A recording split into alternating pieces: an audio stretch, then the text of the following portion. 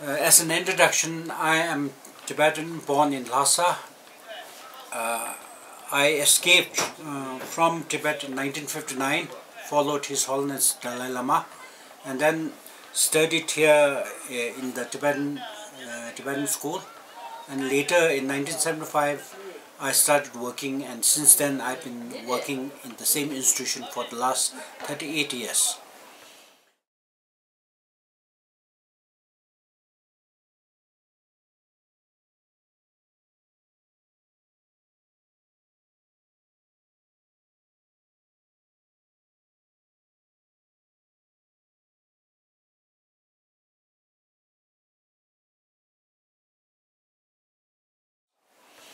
Now, regarding the fire in these two monasteries, it's very unfortunate, and we all feel very sad. But then, if you really analyze the incident, it is very doubtful. First of all, the Chinese government, they are trying to, put a lot of pressure on the Tibetans who are in Tibet, and then they wanted to uproot our religion, they wanted to alienate, and then they wanted Tibetan to be like Chinese.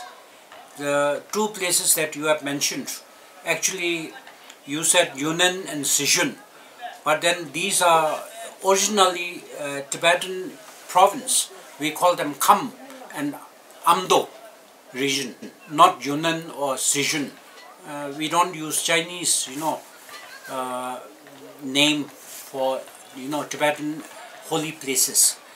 And regarding the fire, the incident is very doubtful. The Chinese government, they are trying to uproot and relocate the people living in this area, and then they wanted to build tunnel. Then they wanted to start mining the whole area. So recently the resident in these two areas, they launched a very strong protest.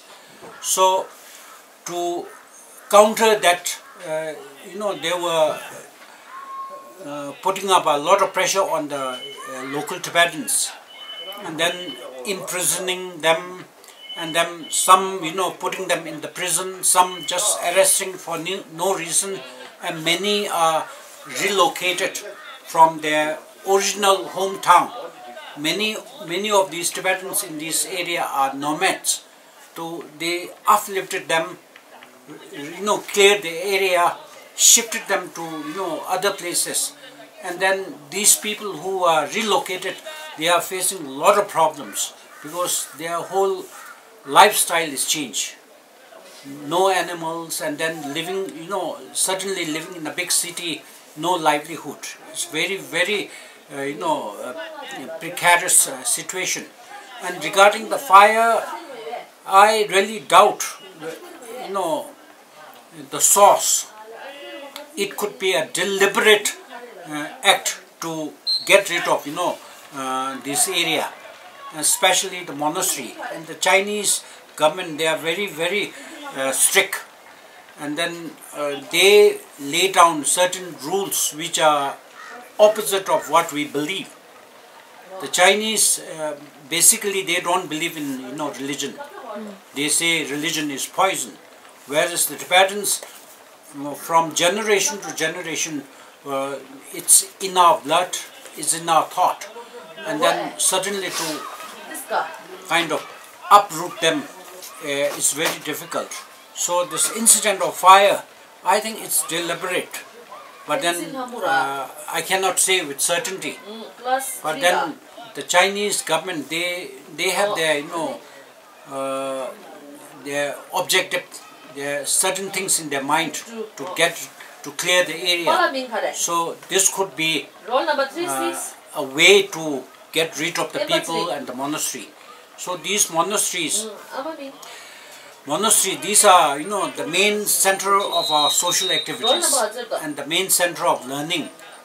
And then they wanted to uproot them. They have laid down many new rules, like children below 18, they are not allowed to join the monasteries or nunneries. The people, and then in the same way, monks or nuns who are over 60, they were uprooted. They were not allowed to stay in the monastery. Whereas in our tradition, the monastery is like their home. It's their like family. From the time they enroll in the monastery till their last breath, they stay in the same monastery, and monastery is their livelihood. Monastery is their family, and then you can't impose rules which are not in our tradition. So this fire is very, very unfortunate, and I really suspect the source.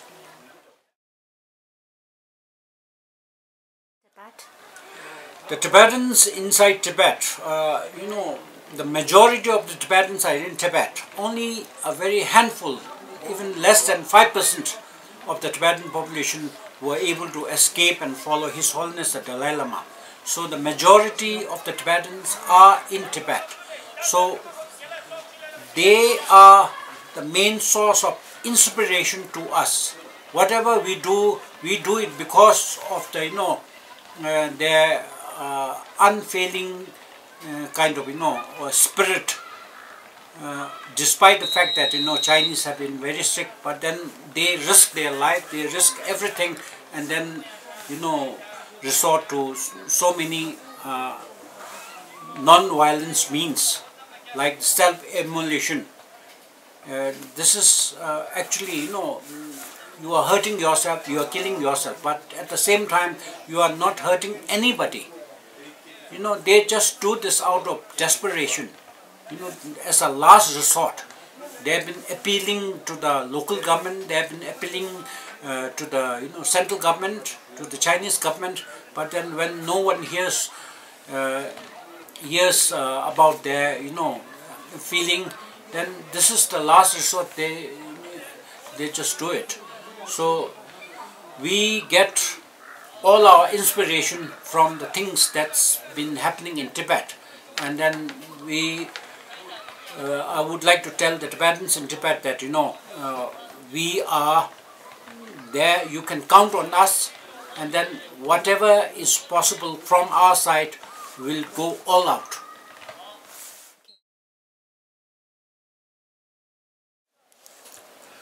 Well, to the Chinese government, I must say that for the past 60 years they have been trying all means to capture and to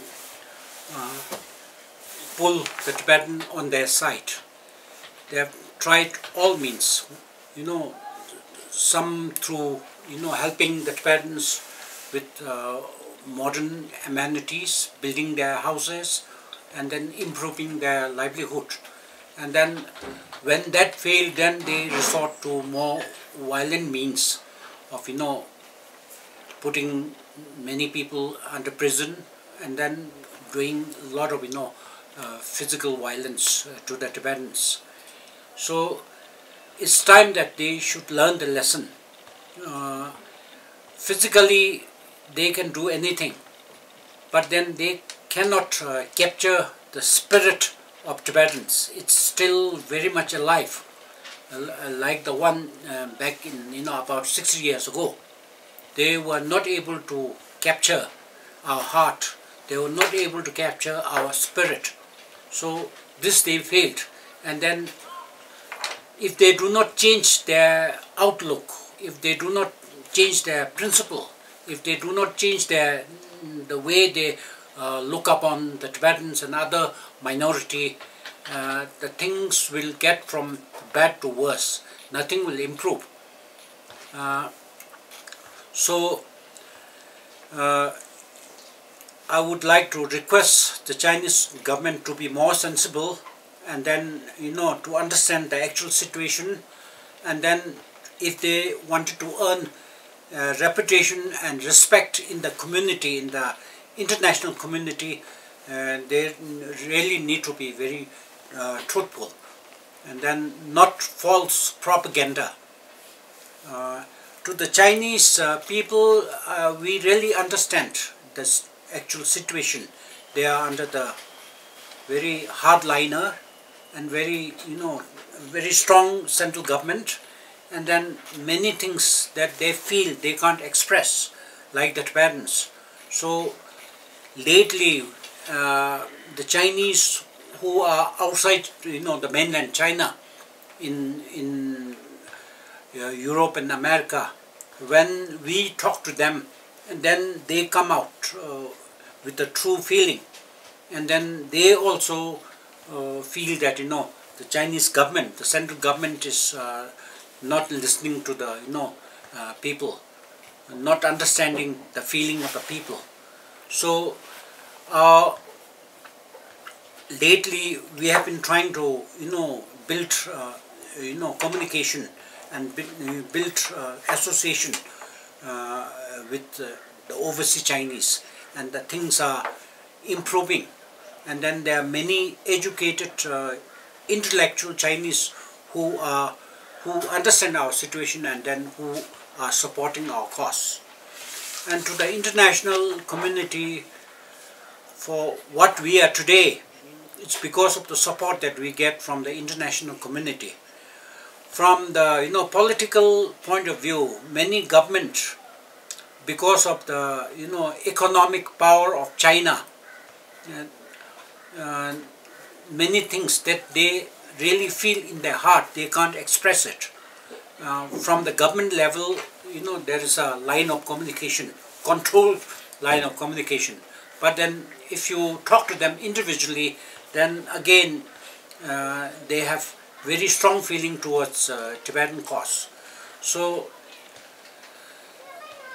many of the international government, there is not even a single country that recognize Tibet as an independent country, or the Tibetan exile government as a representative of the Tibetans in Tibet.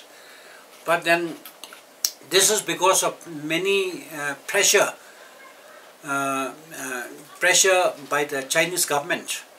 It's very obvious, like wherever His Holiness visits, the Chinese government, they put a lot of pressure to that very government, and then they object his visit, although his visit is purely on altruism, on helping others, non-political.